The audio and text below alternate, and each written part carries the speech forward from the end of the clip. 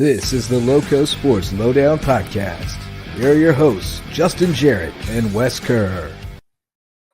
Hey, Lowco Sports fans. Welcome to a Wednesday night edition of the Lowco Sports Lowdown, May 29th. Man, we're almost done with May already. Unbelievable. This year flying by, but we got a good show tonight. Not a lot of news going on right now, as has been the case, but definitely some stuff to talk about. And we're going to talk a little hoops tonight. We got Rob Benson joining us a little bit. He'll update us on things from the road with H2 and what he's seen from other programs around the area. As far as the travel basketball goes, we'll talk a little bit about new coaches and coaching openings that are still out there that are being filled, as well as just kind of the state of hoops in the Lowco, plus some other things. Bill Walton. I think Rob wants to talk about Bill Walton a little bit. We got some clips from Curry Kirkpatrick talking about his friendship with the big guy under the bus yesterday. Some good stuff there. But also going to talk with Ryle Owens. He'll be by about midway through the show and tell us about his last year playing overseas and what he's got on tap this summer locally, helping kids go to, take their skills to the next level. So looking forward to catching up with him, but should be a good show. But how you doing, Wes? You doing all right, man? Yeah, I'm doing great. Yeah, been able to kick back a bit. I was able to play, I mentioned the pickleball, but that's been a nice, fun activity to get some exercise. Also been doing some bike riding and staying busy.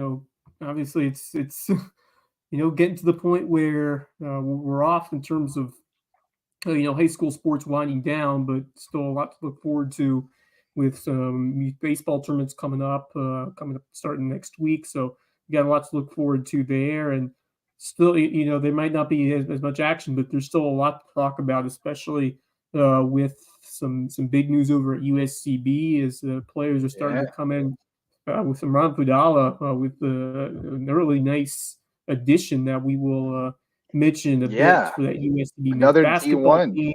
Another D1 pickup. The coach, there's a lot of coaching changes up ahead, especially on the high school basketball scene. As we get into these next few weeks and months, where will some of these coaches land, and what will these teams look like as we move into the 2024-2025 school year? So a lot to be excited about on the basketball front, and it's cool to see get a show dedicated to hoops in the summer because. We spent a lot of time about during the winter, but a lot of the work, a lot of the preparation, and a lot of the action that we see that plays right into what we see in the winter happens during these summer months with the AAU circuit, travel ball, and just working in the gyms and working on the champions. courts. So. Champions are made in the off season, right? So, yep. No doubt about that. Paul Winland, Buford High alum, playing in the NAIA World Series. They lost last night to Reinhardt. Georgia Gwinnett lost last night. So they were playing tonight, and they are down 13-11 in the top of the ninth. So coming down to the wire, facing elimination. I'm trying to look up the box score. But they're down. They're up against it now. In the top of the ninth, down 13-11. Let's see here. Winland 1 for 5 so far today with a run scored. Mm-hmm. So we'll see if he gets back up in the last inning. But not much going on as far as like actual hard news goes. I ran into Darian Perry tonight at the Buffalo Wild Wings. I was there having dinner with some of the Waves coaches, the younger Waves coaches, giving them some pep talk and some advice moving forward and stuff. And got a text from Darian, and I looked around because I knew he must be seeing me if he was just texting me out of the blue, and there he was. So good to see him. Didn't get to play football this year. Of course, Anderson launching their program next year, but did run track and excited to get back up there and play some ball in the fall. So always cool to see guys coming home. Texted with Brooks Van Esselston today too. Trying to get him on the show soon. And speaking of which, we're going to have a lacrosse themed show coming up next week sometime with Kieran McCardle joining us, PLL All-Star, who started up Lowcountry Rush. So looking forward to having him on the show, and maybe we can get Brooks on with us as well. Yeah, make it a whole lacrosse theme. That'd be great. I'm sure Yeah, Brooks has that's some something we haven't able better gotten to. questions for Kieran than we would ever have for him. Yeah. No, that's something we've got to do is just talk lacrosse in that kind of depth with, some solid, members of that sport and some players, and that's gonna be a lot of fun, just to pick their brains and dig into what makes this sport so exciting and so interesting. And that's a really cool thing about these summer months is you're able to dig in a little deeper than you would when you're just, reporting what's going on and kind of give game recaps and all that. It's cool this time of year to have more interviews and laser focus on the stories of these players and these coaches and these figures around the low country. And so that's kind of what I'm excited about in terms of what we're doing now and into the summer as we move forward here on this podcast. Yeah, I love this kind of slower pace of life. But you know who else can talk a little lacrosse is Robbie Benson. He was quite a lacrosse player back in the day. And we welcome Rob Benson to the Lowdown. What's up, buddy? Got the Walton photo. I love it. I do. Hello, fellas. Long time no listen. No, I've listened, but long time no hear from me, I guess. Huh? Yeah, no appearance. Yeah, you've that's been right. you've been on the DL. But yeah, that's right. I'm mostly in gyms though, so kind of yeah. keeping up with what brings me to the table anyway, I guess, right? Like so. Right. This is sort of our time of year, and it's been fun to get out and about and get a bunch of new kids in the gym, and there's like a youth movement in the area. A lot of younger kids rejuvenated, a lot of new hires that have brought energy to certain programs, and more hires to come, more to be announced. Old names floating around, all that good stuff. So yeah, you got some scoop from the from the rumor mill. I know May Rivers was interviewing this past week for their 2 openings. I'm not sure what other openings we have out there. You got Hilton Head Christian Girls has been filled apparently, but that has not been announced. Okay, so they have the coach, but have not announced it yet. So yeah, actually, had we even reported that Bobby wasn't coming back? Yes, we did. I think we discussed that. Yeah. Okay. Good. Yeah, Bobby good Thompson leaving after kept picking up a pair of state titles. Yeah, and then so anyway, it's going to be a whole new blood there, all new kids. Yep. Actually, Bobby's kids are now coming up through the system, so I'm sure he gets looking forward to sitting back and like sort of watching. It'll be a lot different. We knew that there would be major retooling to do for that roster with all those players lost to graduation, but definitely going to be more interesting with the addition of a new coach, and we'll usher in kind of a new era to this program, which has seen so much success. So definitely going to be a challenge for whoever takes in that role, and with the lofty expectations of that program, it'll be interesting to see how they do that next year with rising tide of these Lowco teams, and obviously we'll have to see where everyone falls. But we lose Hutchinson and Scott and Yard. Yeah. That's 3 guys three young coaching front. You have CJ on the girls' side too over Coddington, right? Who's now over at Bluffton. So that's a huge, shot in the arm energy wise. If you saw her summer programming that she put out via their brand new like social media, whatever it is on Instagram or Twitter or wherever I saw it, but you can tell that there's some energy in the program and they're getting in the gym, and so that's exciting as well. On the island, for example, Hilton Head Prep, they've had like record numbers of kids at summer stuff. And apparently this is the first time in Coach Phil's tenure on the girls' side that I think they return everyone on the roster actually returns. So so that's good for them moving forward. And then boys, of course they graduated a lot, but they're running the Princeton. They're so system strong down there. So it's just there's just hires and fires everywhere. I know Kenny Conroy still over at Savannah Country Day. I know his name was floated around when the AD position came available at Christian again, and Mac Tamminen now is no longer at Country Day. So he's on the market. So I was wondering if he was on the market for one of these local programs as well. So interesting.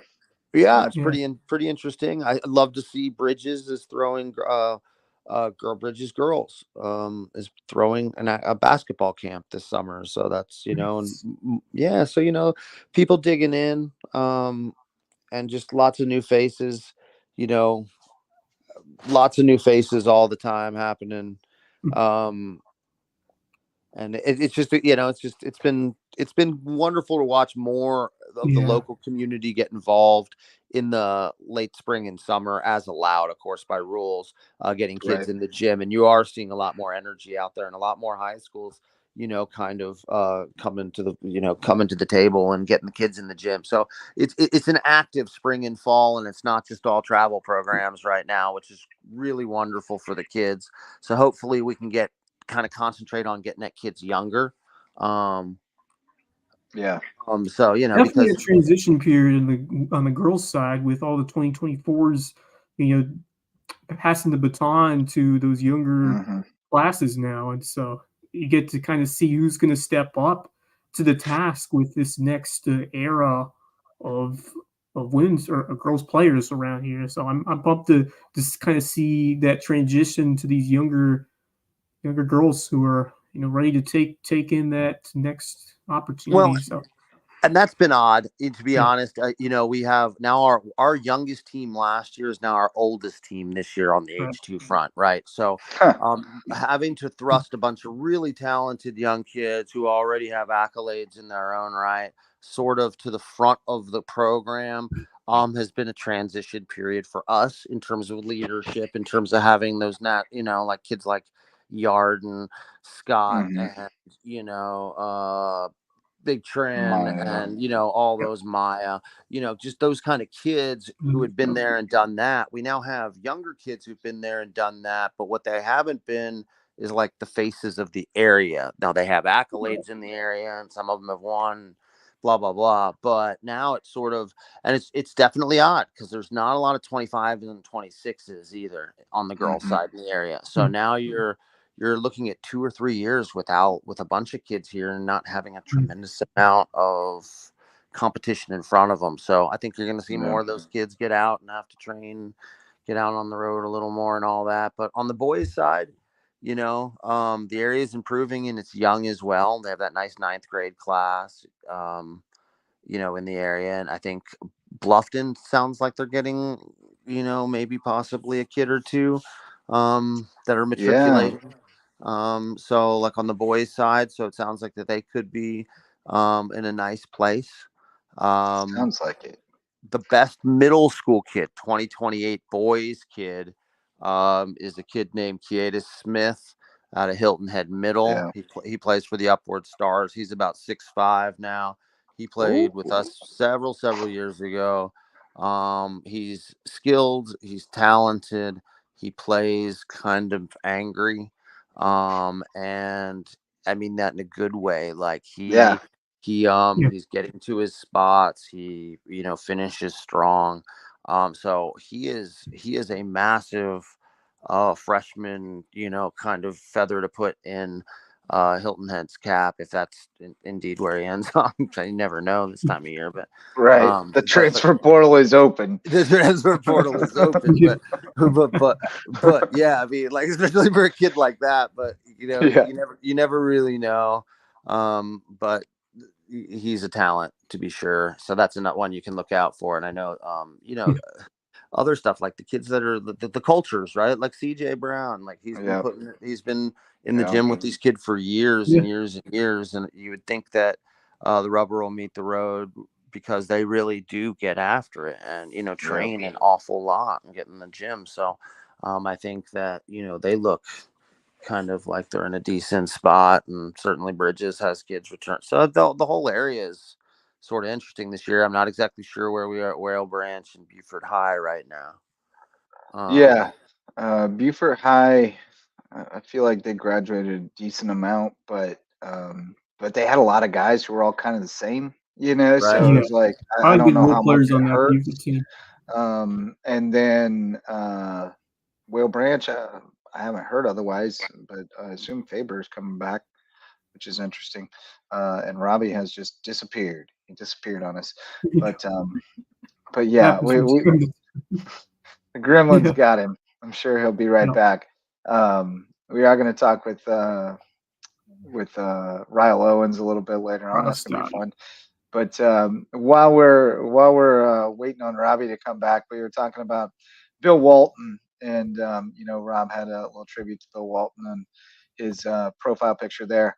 I've been a big fan of Bill Walton for as long as I can remember. I remember watching the Celtics when I was a kid, and he was at the tail end of his career, and still contributing there, and then listening to him. I mean, I like to think that I kind of model myself after Bill Walton in some ways, as far as like just the kind of easygoing nature of things. But anyway, we're gonna play some Bill Walton clips a little bit later on with Curry Kirkpatrick remembering on Under the Bus. But Robbie, you got Gremlined. You got Gremlined away from us there for a second, but I don't even remember what we were talking about now. Talking about the boys. Oh yeah, just coaching I assume changes. Faber's coming back at Whale Branch. Have you heard otherwise? I have not. That side of the Broad's a little quiet right now with regards to that sort of stuff. Yeah. I feel like everything's sort of status quo over there a little bit. Yeah. Moving forward, I don't think there's too many. It's mostly May River right now. Hilton had Christian to announce their girls. And I think that's about it, right? I think so. As far as I know, did Battery Creek make a change on the girls' side? Ooh, I don't know. I thought I'd heard they did, but I don't know that that's true. So I may have imagined that. But we'll have to check in and see if we can nail down any other new coaches. But what else I got on the agenda here? How are your girls doing out there? How's H2 faring out on the road this year so far? Good, man. We're on the Puma circuit, so it's every year we sort of take a step up. Sometimes it's for the benefit of the area and trying to get girls, at the peak years of the recruitment to get them as much exposure as they can while trying to work, private channels and talk to coaches and shake hands and, right. relationships. But at the end of the day, we're younger this year, man, and we're playing a very, very high level of ball. We've added in a bunch of kids, Savannah Christian kid. There's the cross girls that now never played with us before, but have been in the area and showed themselves this past year, but they're now on the squad as well, on the oldest squad, but it's just very young. I'll tell you the big blow up star though, which is sort of interesting. We created a 2028 bracket. And we do have a couple 2028s on our 2027 team, which is a very good team and does very well. And that is essentially is Amira Brown, PJ Benson, that team, right? But the 2028 team, we had realized that a bunch of kids out of that undefeated Riverview middle school team, as well as the girl, Delia Laborde, who was on Bluffton High School's team last year, but is at Lady Island. Yeah, excuse me, Buford. But she's at Ladies Island Middle. So effectively she's in 7th now, going into 8th grade, I guess, this upcoming. But she played a year of varsity over there. So our goal was to get some of those kids together in the summer and get them some chemistry on the court. So Buford basketball on the girls' side at least had 2 or 3 kids that looked like they'd be counting on for the long haul on varsity.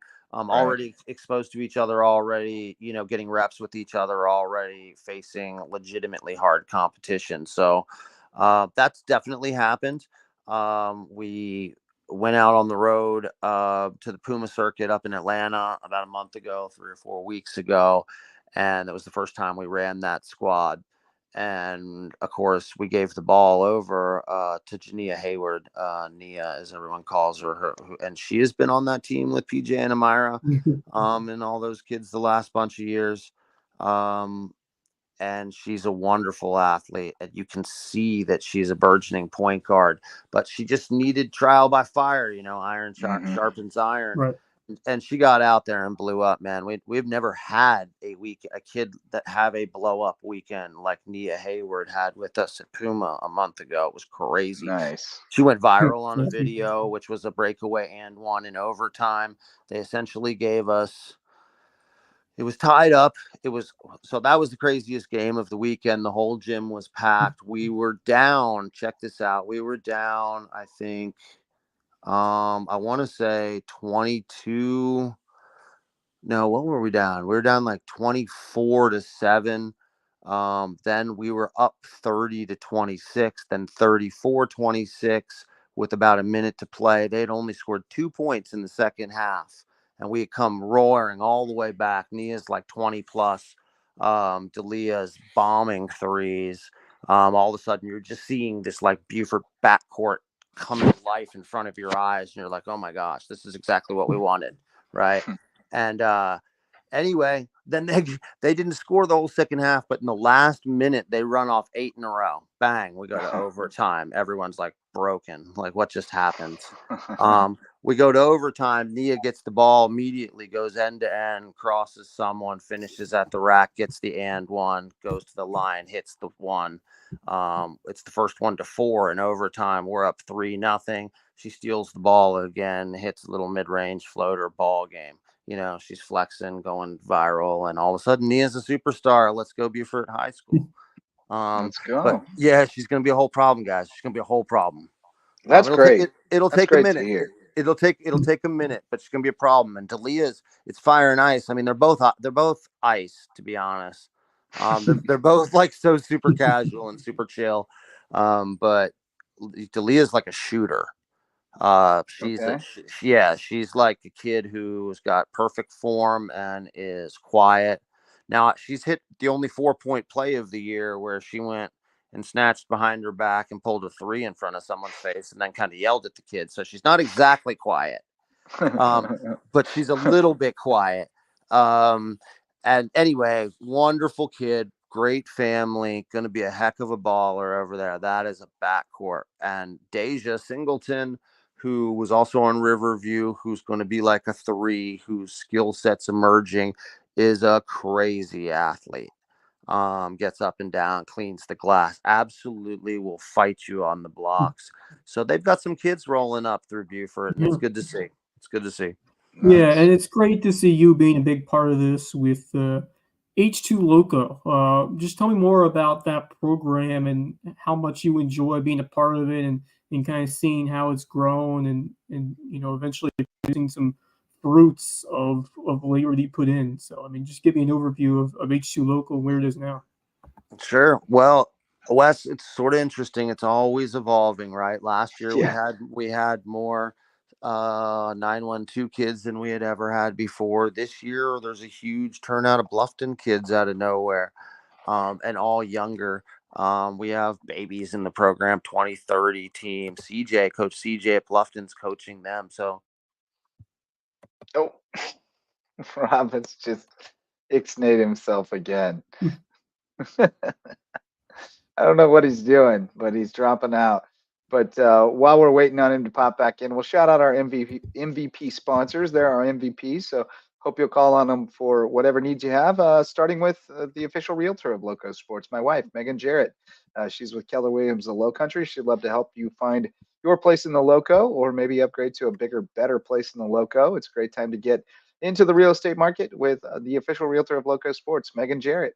And when you find that home, call on Homegrown Home Inspections, our official home inspector. They'll check over that home from top to bottom, make sure you're making a great investment. And if you're building a new home, you got to have that phased inspection from Homegrown Home Inspections. They will check on it every step of the way and make sure it's built right.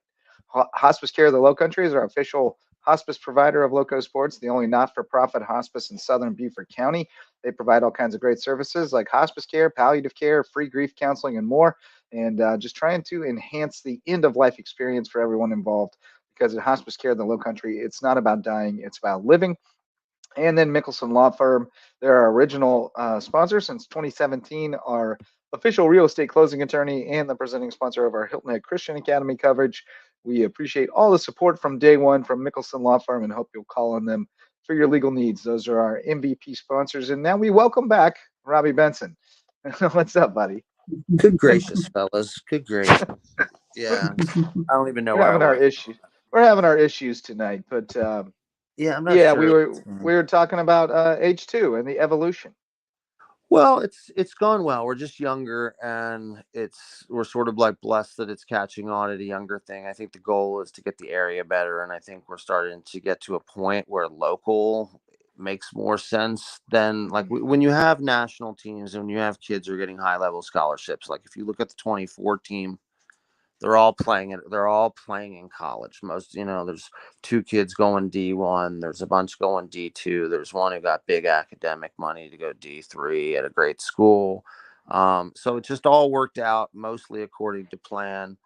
In some cases a little different than we thought, and in some cases a little better than we thought. So Right. it is what it is, and you kind of got to see what it is, but it's clarified the process for us and how we can streamline getting these kids, leverage educations moving forward. And we're proud of that class for being able to lay that kind of groundwork, and also so that now we can point at that sort of success, and have those sort of relationships with the various schools and coaches. And so I think it's a work in progress. Mostly now it's about getting young kids in the gym. I mean, you went from being, having a really talented 21 class, a couple kids in 22, not that much in 23, a massive 24 class, and then not that much in 25 and 26. So like you have you have a lot of 27s who are still young kids coming back who are basically going to be asked to buoy franchises. Yeah, and those are like lagging indicators too. Like it's too, by the time you have a class that doesn't have that much talent developed, it's too late. Like it happened Yeah, years ago. So that's you got to absolutely get the right. younger kids.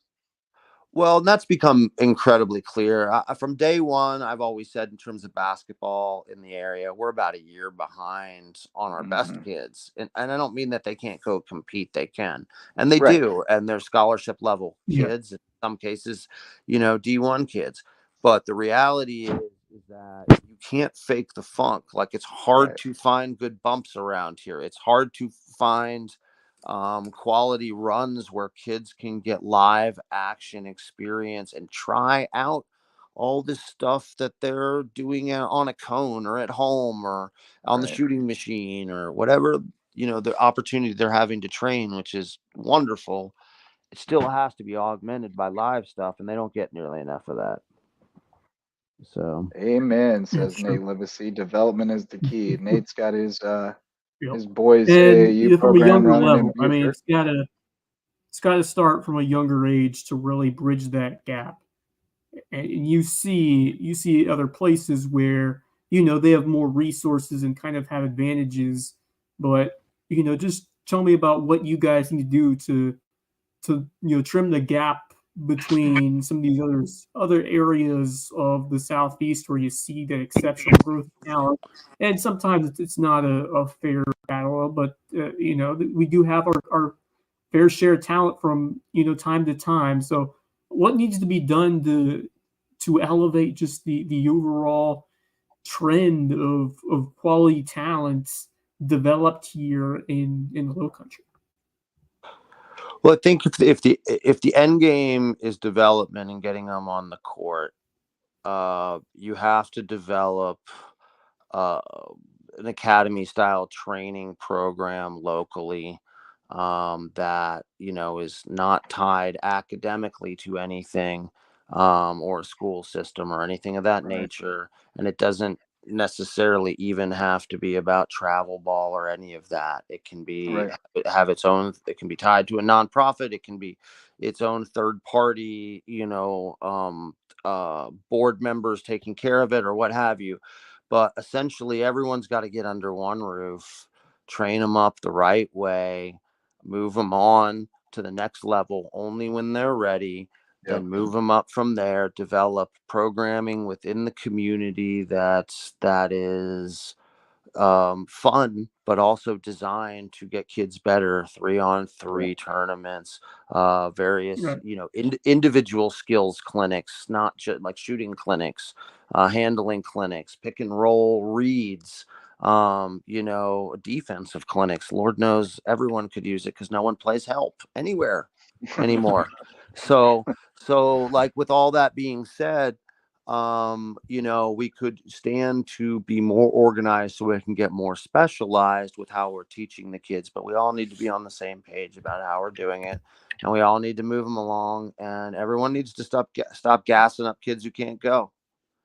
And I mean that, and I say that with love, but this is a huge area where mom and dad are responsible because there's not a lot of infrastructure for however good the child is at that point in time.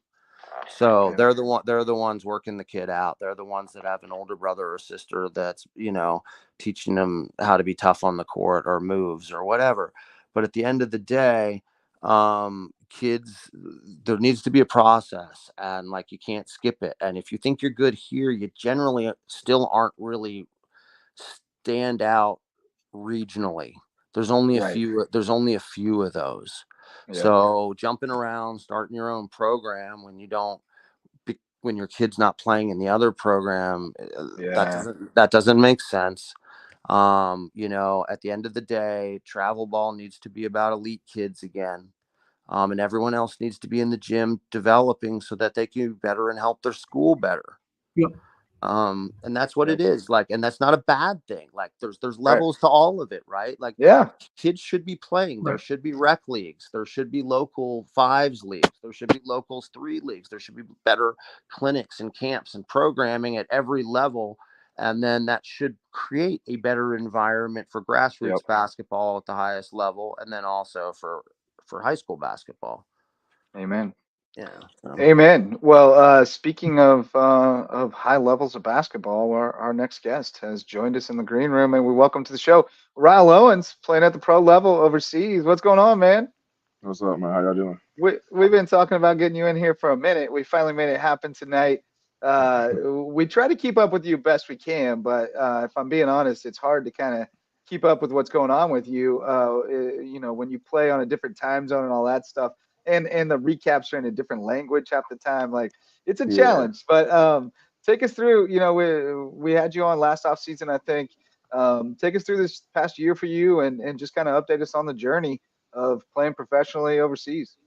Man, it was cool, man. I left this summer. Signed in Bahrain, which is like the Gulf next to Dubai. Yep. I was out there, and I played out there for a few games. I only played 2 games out there. Had a big game out there, scored 41 points, had 10 rebounds, and then I switched to Qatar right after that. So then I was in Qatar for the whole season, and our team was doing pretty good for the whole time. But at the end of the season, I switched again for like a Final Four deal. So I got a call based on how I was playing in Qatar. This team in Iraq called me for like a Final Four, and they just wanted me to help me like get them to the championship, and we did. So we went to the championship. So I had a really good year. This is probably my best year as a basketball player, period. Like through high school, college, everything, pro. This is like my best year. Yeah. 3 different countries you played in this year. That's wild. Yeah. That's awesome. Get in there, Wes. Yeah, Ryle, always great to talk with you. You've been a recurring guest on our show for a number of years, and just so awesome to talk to you, man. Just share your story. It's an amazing story, just the perseverance that you've gone on throughout your career in the States, and then find opportunities to play overseas. But just it's kind of been a whirlwind over these last few years to just recount everywhere you've been and traveling the world playing this game of basketball that you have such passion for. So, I mean, just your feelings on how far you've come over this stretch of your career. Yeah, man. Honestly, man, like this year kind of put it in perspective for me. I mean, like, y'all know how I approach everything. I'm always like grateful along the way, but this year was kind of like I've made some like huge jumps. Just in terms of like level, just of like contracts and all of that. Like way different what it was. So this year was like definitely the most rewarding. But yeah, like just coming through like going through like high school when you like struggling fighting for minutes to get play on varsity, you know what I'm saying? Then finally getting that big break with Nate Livesey. my senior year. Yeah. He kind of like kicked it off for me, you know what I'm saying? Like pretty much like introduced me to like what basketball should be for real. And then same thing struggling in JUCO. I was just telling somebody the other day, like we had 5 guys in like a 2-bedroom in junior college. So it was crazy. Um, in JUCO Walterboro? was just like real rough, struggling to play minutes there. Oh shoot, man! Now we lost Ryle. We're losing everybody tonight. Dropping in This and out. technology. I guess we're gonna have to get after the internet people. I'm not gonna say their name out loud, but 5 who and the 2 internet bedrooms, though. you know who them internet people are. Ryle's coming back on right now. What's up, man? We lost you there. You're talking about having 5 dudes in a 2-bedroom in Walterboro, I believe. We got you, Ryle? You there, bud? Hello. He's having a hard time over there. We got you, Ryle? The internet people are struggling with us tonight. You there? Yeah, there it You goes. there? There it goes. There it goes. There we go. There we go. Yeah, yeah. I was Now like, you were telling we us lost about service. 5 dudes in a 2-bedroom in Walterboro, I believe. Yeah, so it was real. People don't believe me when I tell that story. Like, it was eating Wendy's 4 for $4s like 2 times a day, like trying to struggle off of a few dollars a week. It was really crazy. Like last chance, you was glorified. Like the JUCO life for last chance, you was really glorified compared to like what we did in JUCO. But yeah, dude, for Oh, wow. real. Then Oh, there's like wow, a man. coach from Young Harris. Coach from Young Harris is coming in and really like, believing in me again, once again, like Nate Livesey did. And that kind of kicked off my professional career. And then like first year in Georgia, pretty much going over there for like little to no money just to get my foot in the door. And then like kind of like progressing a little bit, jumping up to a higher level in Europe for my second year. And then I just like got a call to go to the like Middle East and Asia, and then it was just like life changing. It was different. So it was just a big jump. Uh, Playing a lot of high level guys, a lot of ex NBA guys. A lot of people you guys might know. Like I'm pretty sure everybody knows OJ Mayo. You know, Oh I've yeah. Oh, yeah. Oh I've yeah. played against him a few times. Jonathan Simmons was on my team in Saudi. He played for the Yeah. Spurs for a long time. Like it's a lot of NBA guys that I'm seeing like on a nightly basis. So I know it's kind of hard to follow with like you said the captions being Yeah. in different languages and stuff, but I try to keep everybody updated, through my social media and stuff like that. Yeah, man. No, I enjoy it. I enjoy seeing it and just seeing what it looks like, what the game looks like over there, Yeah. and just seeing you ball out, man. I mean, it's really cool to think about how far you've come. Like Wes said, from Port Royal and from struggling to get playing time and just keep grinding, just keep betting on yourself. Keep making it to the next level. You mentioned Nate Livesey a couple of times. I know you're helping him out this summer. He's got his little budding AAU program in Beaufort, and he's always Yep. got all kinds of camps and clinics and stuff during the summer. What all are you getting into this summer? Yeah, so we have camp starting June 10th at I think Holy Trinity, I think it is, but camp for a couple of days, 10th through the 13th, I think, and then we have another one. I'm thinking 15th through the 17th. I have to double check on that, but it's a camp for the kids in the area come through, learn about the game, have fun, play games, and we're giving out prizes. We got some good stuff going in these camps, and he's a great teacher as well. So Yeah. kids always seem to have fun with that. And then after that, I actually have a NBA Summer League possibility coming up in July. Ooh. So Okay. Okay. yeah, I'm hoping for that to come through. Um, and after that, like it's pretty much just back to it depends on how the NBA Summer League goes. Just Right. like what I'm gonna do about my next step in terms of like taking the next contract or whatever. Because I can play all year long. I just choose to take my summers off. So Yeah. like Yeah. there's offers like on the table all year long. Yeah, How many games you run in a year right now? man. It depends on which league you're in. So if you're playing internationally, you're probably playing like multiple games a week. And if you're playing domestically, you're going like one a week, twice a week. Um, when I was in Qatar, I was playing like 2 times a week. I got you. Okay. And I'm sure with the Yeah, increase it just depends. Your connection I'm is sure messing up again. Yeah, we got you. We got you. But yeah, Yeah. yeah, it just depends. But I'd rather play more games. Um, I definitely rather play more games. I don't like waiting, you know, a whole week just to prepare for one game. Yeah. How and you about? playing Oh, go ahead, Rob. well, I was just gonna say you playing point guard off ball. How's that working out? Oh man, he's gone again. These gremlins are really getting him. But Yeah. we'll shout out some more sponsors while we wait for them to hop back on. The varsity sponsors of Lowco Sports. We got DDS Web Design, building, hosting, and maintaining websites for businesses and nonprofits to get results. So if you need to get found online, go to ddshhi.com. Parker Law Group, serving legal needs across Colleton, Hampton, and Jasper counties.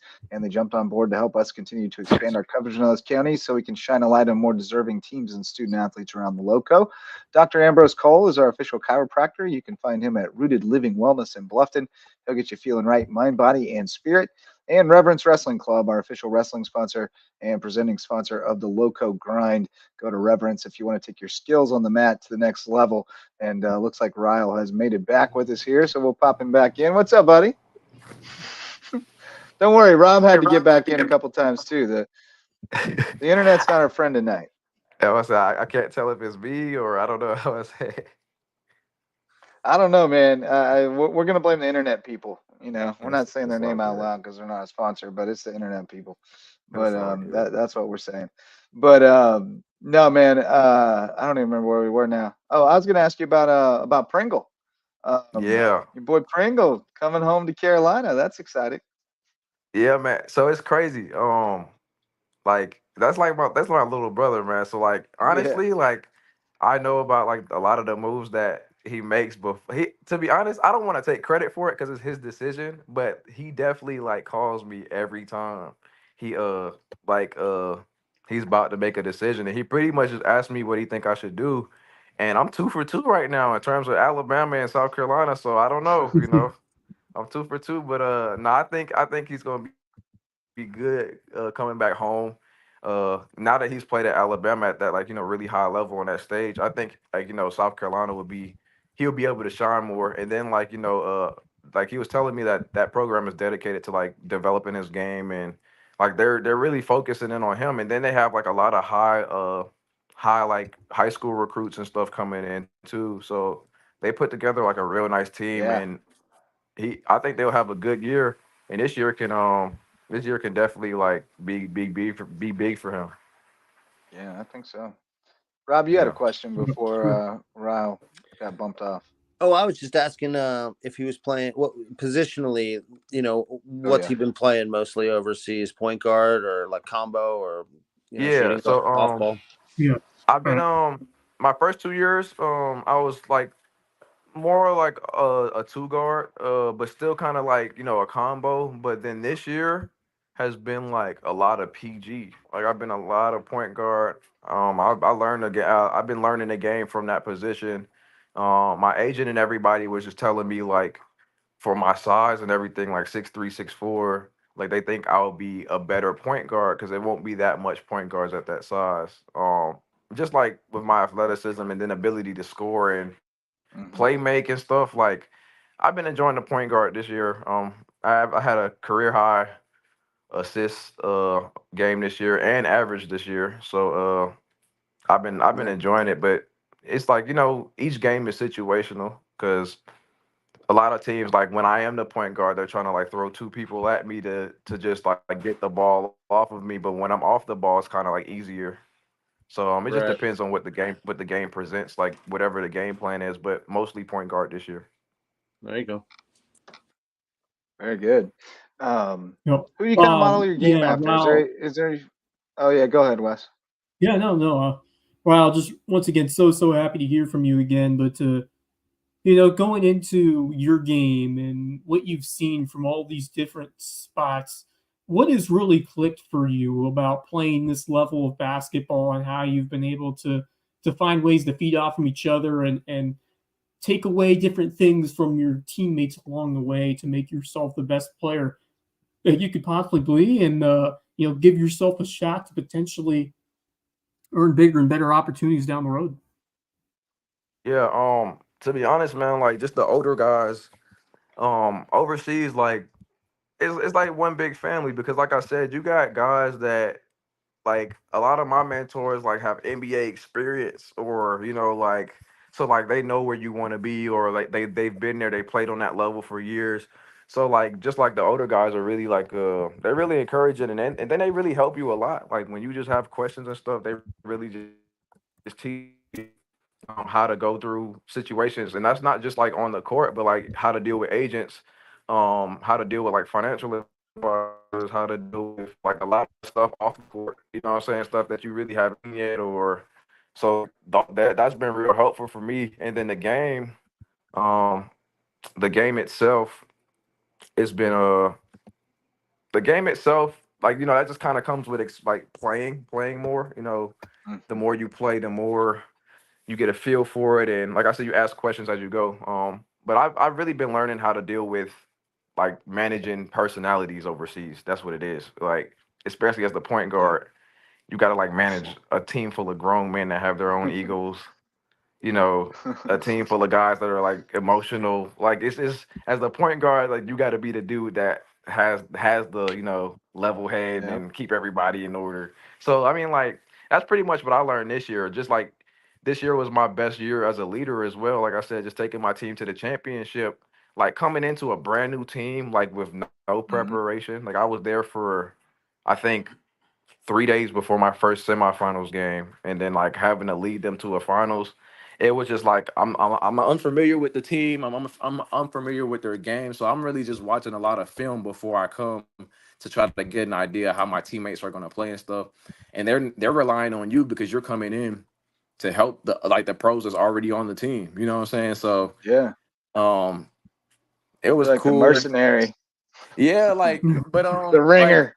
yeah, it was cool, but it was just like I said, like it was this year was pretty cool in terms of like being team oriented because like they relied on me heavily, but I also relied on them heavily, and it wasn't like they didn't make me feel like I had to be, it was like it didn't make me feel like it was all riding on me. You know what I'm saying? Like they were just like, Right. bro, we're in this together. We go as you go, obviously, but like, Yeah. You're just kind they of kind like the of missing piece, like yeah, pretty the much. missing Like link. Yeah. they just allowed me to come in and do what I do, and then like I said, they still continued to do what they do. I just like adding firepower to what they already had, so it was cool. Right on, man. Is there anybody in the league right now that you kind of model your game after, especially as you transition to playing more point? So I was my college coach actually was telling me like you don't need to model your game after like big time players like Kyrie, Right. Dame, Steph. Yep. These guys are like one in a lifetime type players. Right. So he gave me a list of players to like kind of like study, and I was watching Dennis Schroeder, Mm-hmm. and then I Right. watched Malik Monk. Me and Malik Monk have very similar play styles, like same body type, same height, same athleticism, same literally everything. I might be more of a point guard than he is, but in terms of overall, we're very similar. And then I just been watching a lot of like Lou Williams. He's like an Yep. elite scorer at like the 6'3", Love Lou 6'3" Williams. size. So like I just been watching like guys like that, like who are like very impactful, that I can like really relate to. Same Yeah. size, ability, stuff like that. So I just Yep. been studying their game a lot. Um, And then Good honestly, stuff. playing overseas, like I said, against some of these dudes, I'm kind of like just taking pieces from everybody's game. Like I'm just like, oh, Yeah. okay, I saw that. Like I'm just use that. I'm just kind of just taking everything from everybody. So Hell yeah. All right. Well, Ryle, great to catch up with you, man. We'll definitely have to get you back on real soon. Especially keep us in the loop as this summer league opportunity yeah, unfolds for you. That'd be outstanding. We'd love to get back on to talk about that if that comes to fruition. But we're always watching from afar, and we're proud of you, man, and appreciate the blueprint you're putting out there for guys from the Loco. I appreciate you guys having me, man. All right. Take care, man. We'll talk to you real Talking to you, soon. Ryle. I'm just so proud of the story that you have put together out there. Just nonstop effort and just a great example for younger guys to follow. I mean, we're going to let you go, but just how cool is it to blaze that trail for these kids who get to hear your story, who are playing around here in the Lowco, and just, have you connected with a lot of younger players back home? I'm gonna be honest with you, man. I'm really trying to as much as I can, but to be honest, I think it's just rough being overseas, man. Like, Yeah. Yeah. I think people like Nick Pringle will have Yeah. more impact than I will. Obviously, like the levels are different. I'm a pro. He's a college player, but I think he's more forefront than I am. So like, Yeah. I think he would he would have a better chance at reaching the players. Because like I said, every time I come home, like I'm surprised that the people that do know me, like a lot of people do know me, but at the same time, I feel like not enough people know me. You know what I'm saying? So Yeah. well, you're doing your I mean, thing, I do my best. Yeah. half a world Yeah, away. you are. So it's like, it's kind of, yeah, you're kind of out of sight, out of mind. But we try to Yeah, keep the yeah. people That's up on exactly what what's it is. happening with you. I No, appreciate man, it, man. I For guarantee you sure. there's a bunch of young dudes who know what you're up to and look up to you. So keep doing what you're doing, and you'll get a chance to connect with them, a bunch of them this summer with Coach Nate. So Yes, take care, sir. man. Be good. All right. Thank y'all. Appreciate you. Later on, That's Ryle. Ryle Owens. Always great to chat with him. Doing big things overseas. Been fun to watch him grow too. Like not just as a player, but as a young man. I mean, Yep. from the first time he came on here to now, he's a grown man, and he's definitely matured a lot and had some great experiences. But Yeah, for sure. You grew up a lot when you leave your friendly of just this area of the country, or this country in general. You have to grow up a lot when you have to Oh yeah, experience these new cultures and new way of life, and there's language barriers. It's a lot of Not extra to mention all the responsibility. injuries you overcame, right? right. So you put all that together, and the dude is grown up twice in his year. Relentless. Yeah. Relentless. Yeah. Yeah. Speaking of injuries, a lot of injuries for Bill Walton in his career, but he persevered. And I promised earlier we'd share some of Curry Kirkpatrick's thoughts. You can hear the full interview on Under the Bus, but I especially like this bit right here. I was out there in Portland doing a story one time, and it's the pregame TV show. Jack McKinney, remember the guy that coached the Lakers? He, in his post-coaching career, became a radio broadcast, TV broadcaster for the Portland Trailblazers. So he had a pregame show that was live, and it was televised to the Paramount Theater, where everybody that couldn't get in the game would go to the Paramount Theater and watch this live. They'd watch the game, but pregame is this live TV show. So McKinney's interviewing me on TV, and it was a curtained off section down in the bowels of the arena. And we're doing the interview, and McKinney's talking to me with the microphone, and from out behind the curtain comes Maurice Lucas and Bill Walton. Lucas threw a towel around me, pins me from behind, throws a towel on, and Bill Walton shoves a pie right in my face on live TV. Just pied me. And there's a big article that said, Lucas pies SI writer. Good stuff from Curry. Check out the full episode of Under the Bus. There was a good, like the first 20-minute segment was all Bill Walton stuff, and Curry has some incredible stories from his career. He said there's never been a player that he became more close with, both during the time that he was covering him and after. He got a text from Walton as recent on Christmas Day, this past year.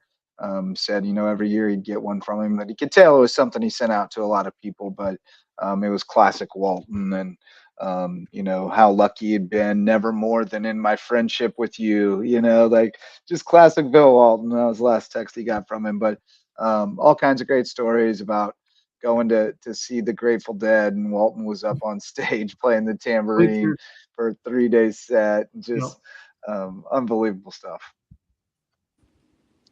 Yeah, for sure.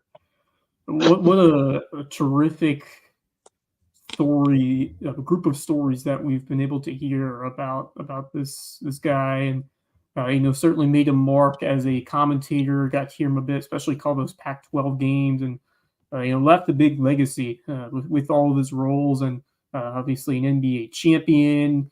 I think it was fitting that he won a title with the Boston Celtics as they finished off their sweep of the Indiana Pacers, I believe, right when they announced his passing. So, certainly left a big mark on professional basketball and certainly college basketball as well, and just an influential guy, certainly a colorful character when you talk about what he did in the booth and on the mic. So, very very fitting to just to hear from Curry talk about him and his interactions, because when you cover that college basketball and the sport in general for that long period of time, you're going to get a lot of good fun anecdotes and just great stories about his contributions and some of his moments. So we send condolences to his family and friends, and who has seen him made an Robbie's impact. dying over there. And, are you Robbie's okay? making his way to join Luke or to join Walton right now. Bill Walton. Good I was trying to say Luke gracious, Walton. fellas. Jim and Nick's got me. Delicious, but it got me, yeah. But what about Rob? Walton? I know you love Walton. Yeah, so Walton's an eccentric and is one of the more interesting personalities to me anyway, and like basketball lore forever. I mean, effectively pacifist and activist. One of the few people that can lay claim to, for some period of time, they were the undeniably greatest basketball player in the world. Yeah. He won a title in college. He won a title in the pros. He was undefeated over 3 years in college, I think. The dude is a legend in terms of skill set. He is, Jokic before Jokic. Yeah. There's no Jokic without Walton. Yeah, No he way. is. Like a comment. He was a whole thing, and he was very diminished because of his injuries late, but then learned how to play a role because he's a basketball savant, right? Like he's that guy who for the Celtics played that Draymond Green kind of role. After he was already, but beyond that, absolute nut job, hippie, funny guy, introspective, just interesting upon interesting stories on stories. I mean, the guy, apparently, like if you ever, like back in the day when you had at-a-glances as opposed to a digital calendar, apparently his calendar said GD almost like every third night over the course of 3 years or something. And everyone just thought and assumed that it meant game day. But it was actually shows he was going to see. His best friend is like Mickey Hart and stuff like that. So he's an authentic original. He has a teepee in his backyard, fellas. He had a teepee in his backyard. An authentic original is absolutely the. I mean, the way those late night Pac-10 getting not necessarily Pac-12, but like Pac-10 and WAC Conference of Champions. Yeah, and like the WAC games that they would do at like 1 a.m. at Utah State versus UNLV or whatever, and like absolutely out of control. He was a wild man, and he never talked about the game hardly. And who cared? Yeah, who cared? You can watch the game if you're interested in the game. He's talking about life. Yeah, he's one of those few guys. I heard him at one point, and I think it might have been in one of his books. I'm guessing it was, but he effectively can parallel the genius of Jerry Garcia and John Wooden. Yeah, and essentially it's orchestrated madness, right? Like where he's just on the. So it's all improv, right? But it has certain rules, and that's the way he looked at basketball, and that's the way he looked at the Grateful Dead's music, and he's just a wild guy, and it was, one of a kind. So, what he would have been without his injuries. Right. Oh man. We can only imagine. That's a Portland thing, though, man. Sam Bowie, Greg Oden. Greg Oden. Speaking I of, know he loved his coach Wooden, but did he not push his buttons all the time? All the time. Right? Yeah. He aggravated him. There was, and he always tried to get him. I just read this story, which I didn't know. He always tried to get him to come to a Grateful Dead concert. Because Bill, this Grateful Dead connection was really there. He'd go all over the world to see him. He'd play on stage with him whenever he'd go to a concert. He was big buddies with Jerry Garcia. He'd always try to get Wooden to come, and Wooden never wanted to come. So one day, this was long after UCLA, long after his pro career. Bill said he was meeting his wife at the LA airport because they were going to go to a concert. They were coming from different places. Right. And his wife showed up in the limousine. Bill got in it, and Wooden was in the back seat. Wow. And Bill thought, oh, this is great. My wife, Lori, is finally getting Wooden to come to the Grateful Dead concert, because that's where they were going in the limousine. But no, Wooden was connecting. He just saw Lori at the airport, and she said, we'll give you a ride.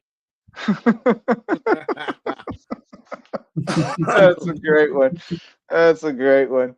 Curry's got all the stories, man. That's good stuff. But rest in peace, of course, to Bill Walton, but also I'm sadly to report, Bradley the baboon was not captured alive, folks. It's sad news. We gave updates on him a couple of times last week. We said he was home safely. He's not.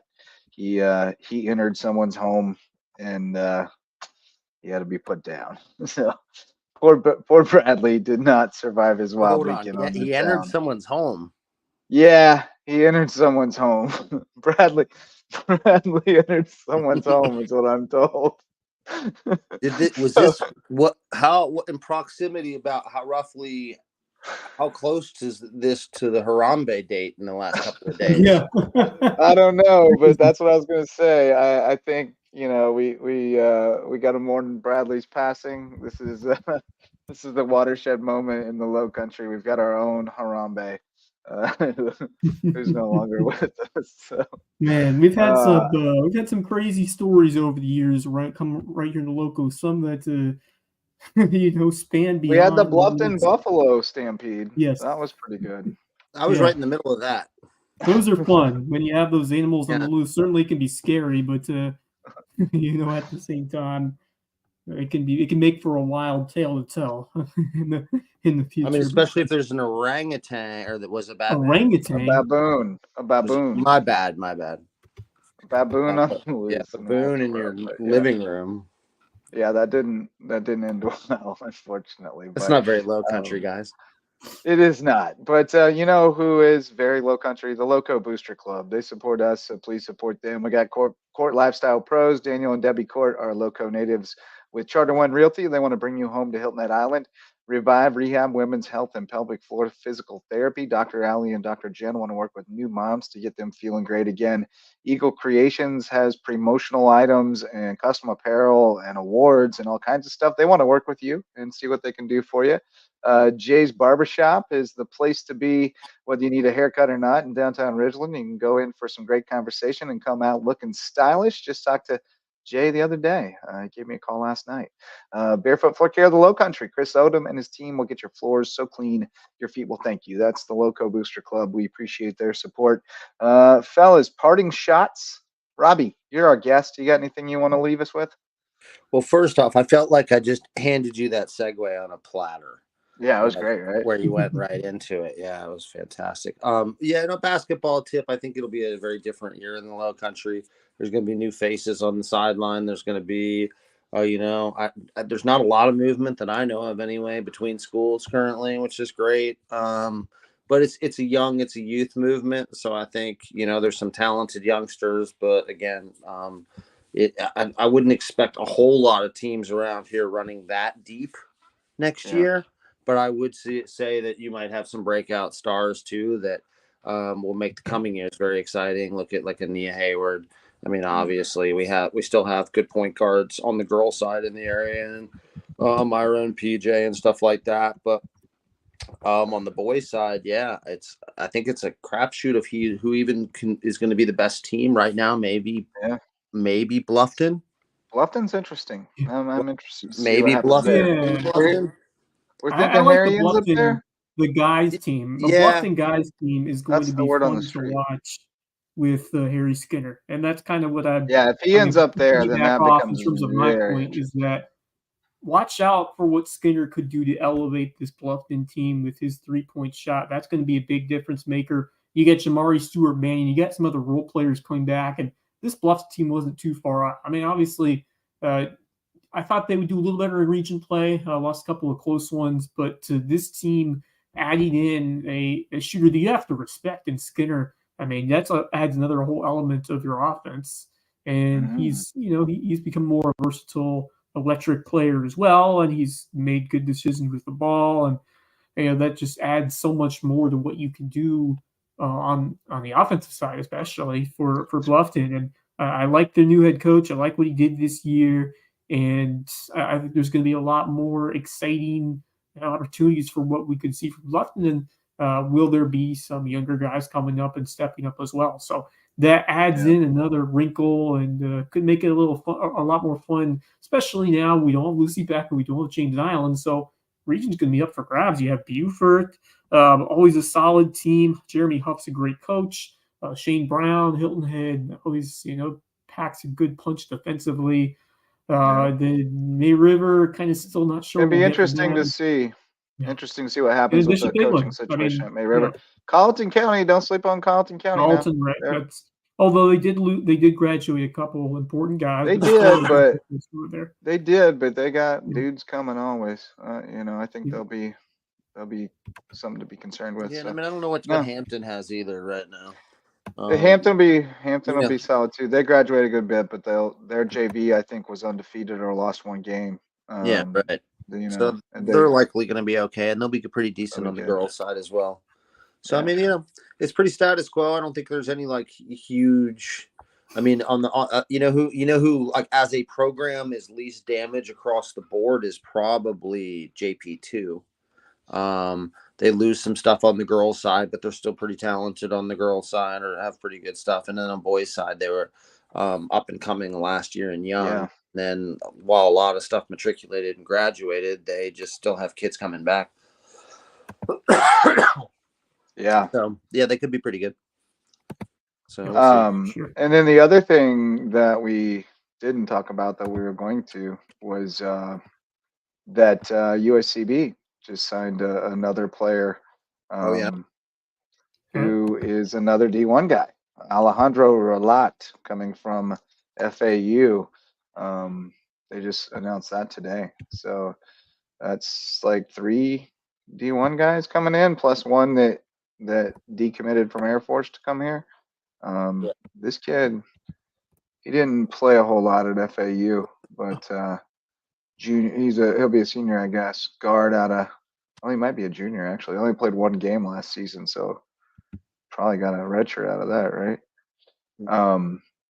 Out of Puerto Rico, kid out of Puerto Rico, 6-foot guard. So another nice piece to the mix there. Should be fun.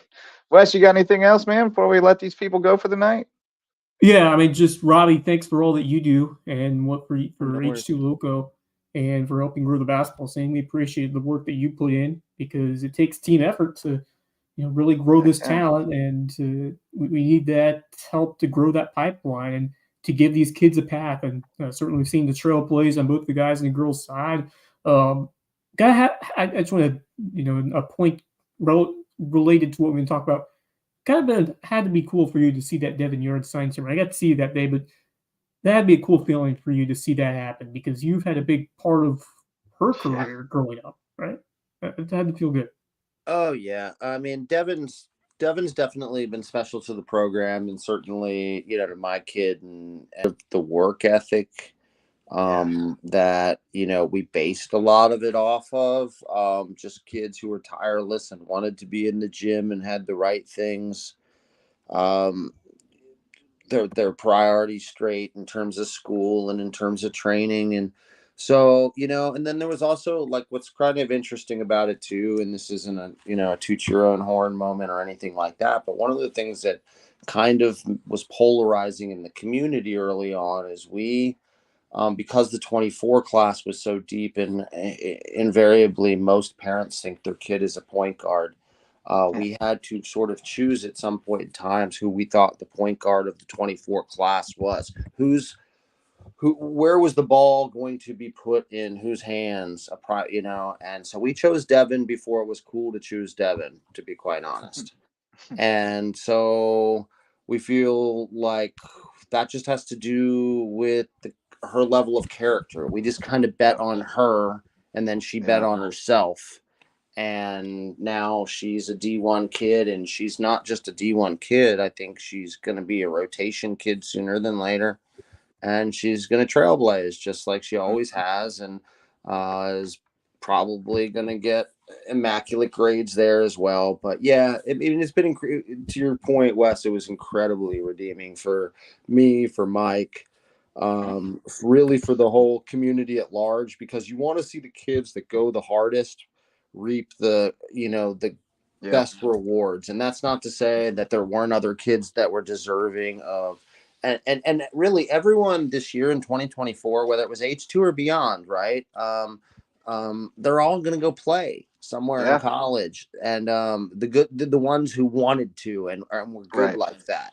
And that's a really huge improvement. I mean, there's tremendous number of kids now on the boys side. There was an interesting trend. There's a tremendous number of the boys this year that are looking to elongate their career, and it's not necessarily prep school route. Yeah, they're going prep school. They're going post grad route. So there's a lot of that happening as well, which is the first time I've seen that in the area. But for the most part, we are placing more kids in colleges than ever before in a more organized fashion than ever before. We're just sort of on the girls' side anyway, in a lull for a couple of years. There's probably some pretty good prospects on the boys' side, at least at a D2 level across the Lowcountry here. But it's really just a matter of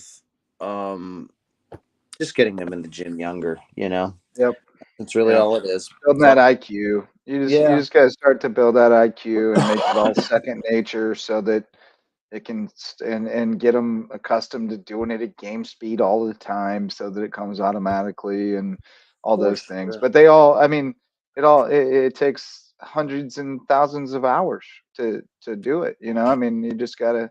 There's no substitute for the time spent, and there's no hack or shortcut for it. You just got to do it. You got to put in the work. No, there's no two ways about it. Skill sports are a different beast, there's no shortcuts, and in a sport like basketball, where in a lot of cases you need extreme height, extreme speed, quickness, whatever, and also to even play at any kind of level that makes any sense, you have to be able to dribble, shoot, just a little bit anyway. Go with both hands, so it's just one of those things where, and I mean, I think that's also why you've seen even though popularity, the girls' game is way up, participation's down, because it requires an advanced skill set to even do anything that's fun at all. Exactly. So that's why also where around here, the girls who do go hard, the separation season's massive. I mean, they just take over early. That's why you have kids around here on the girls' side that are way too young, resting on their laurels right now. You know what I mean? Because there's just not enough out there. So there's not enough to challenge them. I hear you. Yeah. Well, we'll work on building it all up so that we can have better depth, and it'll help everybody across the board. Rising tide lifts all boats. Absolutely. But thanks so much, fellas. Thanks to Rob Benson for jumping on with this. Thanks to Ryle Owens. Great to catch up with him. We're definitely proud of his accomplishments and look forward to seeing what comes next for him. Thanks to all of our sponsors and to all of you for showing up to listen or watch. Wes and I will be back Friday night. Should have Mad Max Araj along with us, and we'll get a great show lined up for you, let you know what's going on in the Lowco sports scene, and go a little deeper on some subject with somebody. We'll figure out what it'll be on Friday night. Until then, thanks so much for Rob Benson and Wes Kerr. I'm Justin Jarrett. Till next time, go Lowco. The Lowco Sports Lowdown podcast is a production of Lowco Media LLC and LowcoSports.com, an independent media outlet providing grassroots local sports coverage in the South Carolina Lowcountry. We are sustained by community support from sponsors and patrons like you. Get in the game with a monthly pledge of $1 or more at patreon.com/LowcoSports to keep us going and growing.